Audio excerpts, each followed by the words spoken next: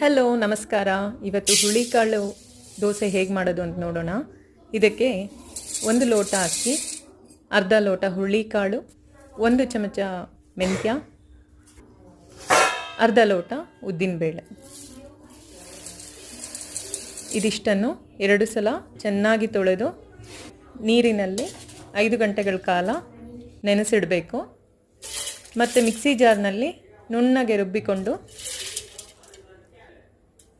ರುಚಿಗೆ ತಕ್ಕಷ್ಟು ಉಪ್ಪನ್ನು ಹಾಕಿ ದೋಸೆ ಹಿಟ್ಟಿನ ಹದಕ್ಕೆ ತಕ್ಕಂತೆ ಕಲಸಿಟ್ಕೋಬೇಕಾಗತ್ತೆ.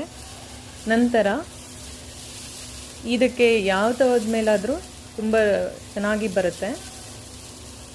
ಸೊ 8 ಗಂಟೆಗಳ ಕಾಲ ನೆನೆಸಿಟ್ರೆ ಈ ರೀತಿಯಾಗಿ ಗರಿಗರಿಯಾದಂತಹ ಹುಳಿಕಾಳು ದೋಸೆ ಮಾಡ್ಕೋಬೋದು. ಇದು ತುಂಬ ಹೈ ಪ್ರೋಟೀನ್ ಇರುವಂತಹ ದೋಸೆ, ಮಕ್ಕಳಿಗೆ ತುಂಬ ಒಳ್ಳೆಯದು. ಒಮ್ಮೆ ಮಾಡಿ ನೋಡಿ.